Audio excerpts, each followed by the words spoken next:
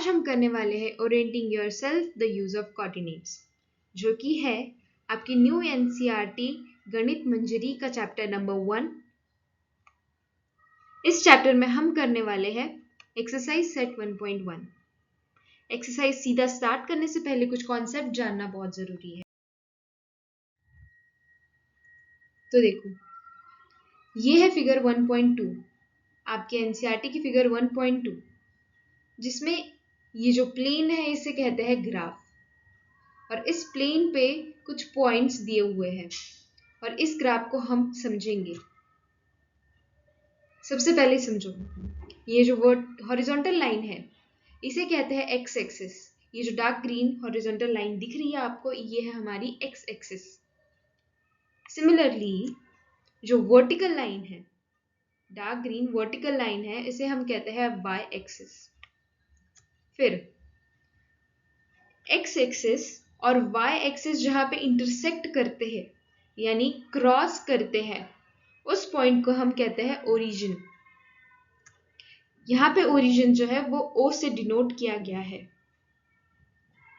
अब देखो, ये जो ओरिजिन है, इस ओरिजिन के अपवर्ड एंड राइट साइड सारे पॉजिटिव नंबर्स है, और इस ओरिजिन के डाउनवर्ड और लेफ्ट साइड सारे नेगेटिव नंबर्स होंगे। आगे हम समझेंगे कि कोऑर्डिनेट्स किसे कहते हैं। कोऑर्डिनेट्स जो है वो 2D स्पेस पे कोई भी पॉइंट को लोकेट करने के लिए यूज करते हैं। अब देखो, जो O पॉइंट है, O के कोऑर्डिनेट्स कैसे पता करेंगे। सबसे पहले एक्स एक्सिस पे चेक करेंगे कि O जो पॉइंट है वो कहाँ लाई करता है, और फिर वाई एक्सिस पे O जो है वो एक्स एक्सिस के अकॉर्डिंग 0 पे लाई करता है, और y एक्सिस के अकॉर्डिंग भी 0 पे लाई करता है। इसीलिए O के कोऑर्डिनेट्स होंगे 0 एंड 0। वैसे ही अब B के कोऑर्डिनेट्स चेक करते हैं। ये है हमारा B पॉइंट। x एक्सिस के अकॉर्डिंग B जो है वो 4 और 5 के बीच में लाई करता है, यानी 4.5, और y एक्सिस के अकॉर्डिंग B जो है वो सीधा 0 पे लाई करता है। तो B के कोऑर्डिनेट्स क्या होंगे, 4.5 एंड 0। वैसे ही E के कोऑर्डिनेट्स चेक करते हैं। X एक्सिस के अकॉर्डिंग E जो है वो -3 से थोड़ा सा कम यानी -2.9 पे लाई करता है, और Y एक्सिस के अकॉर्डिंग E जो है वो 0 पे लाई करता है। तो E के कोऑर्डिनेट्स होंगे -2.9 एंड 0।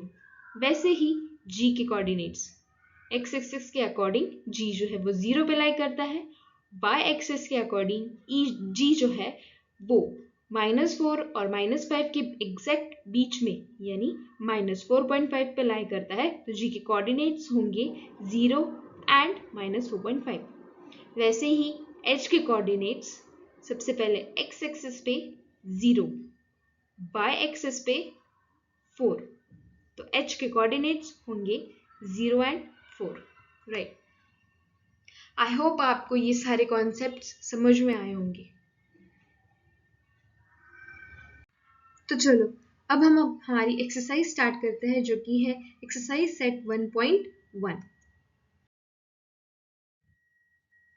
ये है क्वेश्चन।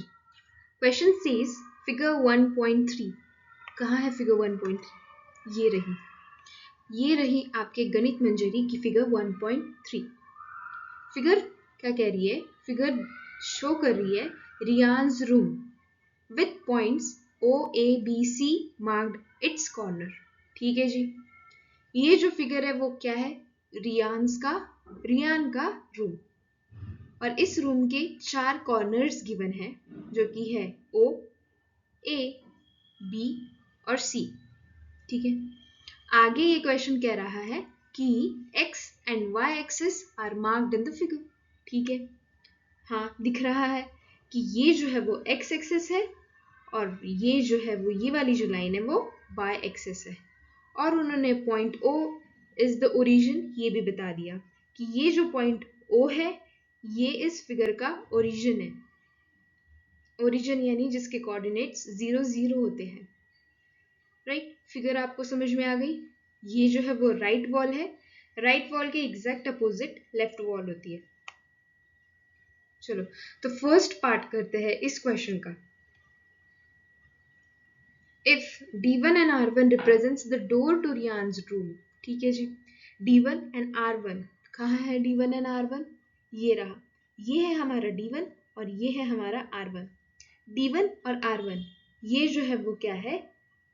रियान का डोर, रियान के रूम का डोर।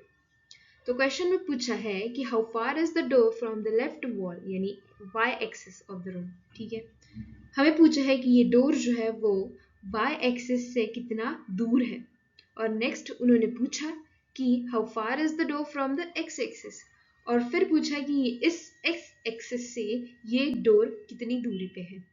चलो तो क्वेश्चन को सॉल्व करने से पहले हम लिख लेंगे कि हमें क्या क्या चीजें गिवन है, ऑलरेडी गिवन है। गिवन यानी ऑब्वियसली हमें D1 पॉइंट गिवन है, इस फिगर में आपको D1 पॉइंट दिख रहा है, तो यानी आप इसके कोऑर्डिनेट्स लिख सकते हो।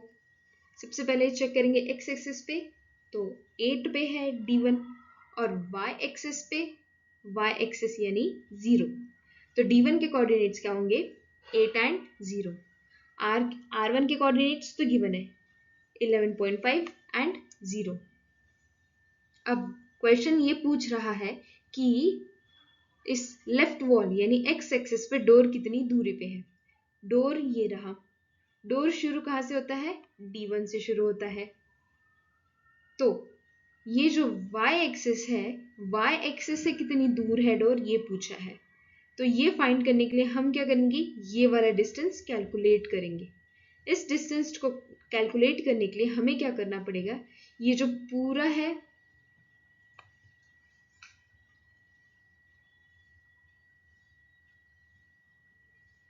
ये जो पूरा है इसे कैलकुलेट करना पड़ेगा।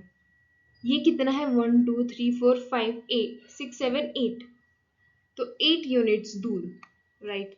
तो ये जो डोर है वो 8 यूनिट्स दूर है बाय एक्सिस से। अब नेक्स्ट उन्होंने ये पूछा है कि ये जो डोर है वो एक्स एक्सिस से कितनी दूरी पे है। अब देखो डोर जो है वो सीधा एक्स एक्सिस पे ही है, तो ऑब्वियस सी बात है 0 यूनिट्स, क्योंकि ये एक्स एक्सिस पे ही है तो ये 0 यूनिट्स दूर है एक्स एक्सिस से। समझ में आया? चलो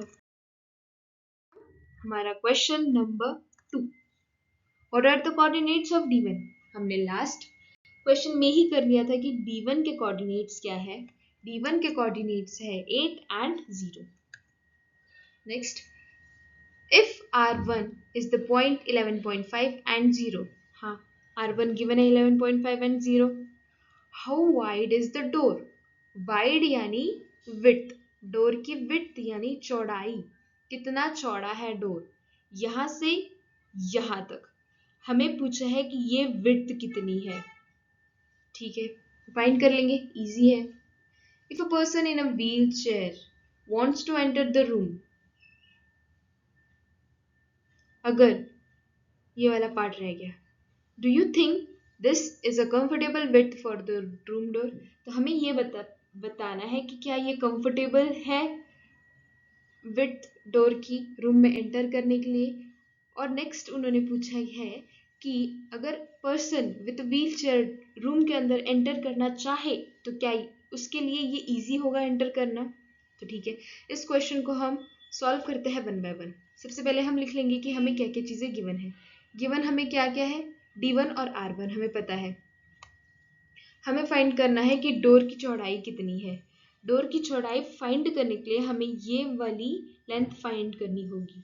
इस लेंथ को फाइंड करने के लिए हम क्या करेंगे? हमारे पास ये जो टोटल है यहाँ तक 11.5, इसको हम इसमें से हम माइनस कर देंगे ये वाला पार्ट। ये वाला पार्ट माइनस कर देंगे तो हमारे पास बचेगा क्या? ये वाला पोर्शन जो कि डोर की विड्थ है। तो ये जो है वो 11.5 है और ये जो है वो 8 है। तो 11.5 में से माइनस करेंगे 8 तो 3.5 यूनिट्स हमारे पास आ जाएगी, जो कि है इस डोर की विड्थ यानी चौड़ाई। ये जो डोर है वो इतना चौड़ा है, कितना? 3.5 यूनिट्स। ठीक है, अब उन्होंने ये पूछा है कि क्या ये इनफ है, विड्थ कंफर्टेबल है रूम के अंदर एंटर करने के लिए। हाँ, ये जो है वो कंफर्टेबल ही होगा। कैसे, मैं बताती हूँ। सबसे पहले हम क्या करेंगे, कुछ चीज़ें एज्यूम करेंगे। अगर यूनिट 1 यूनिट की वैल्यू हमें नहीं गिवन है तो हम वो एज्यूम कर लेंगे कि 1 यूनिट जो है वो 1 फीट के इक्वल है। एक फिट, फिट यानी फुट, फुट तो आपने सुना ही होगा। एक 1 फुट इक्वल होता है 12 इंचेस के, ठीक है।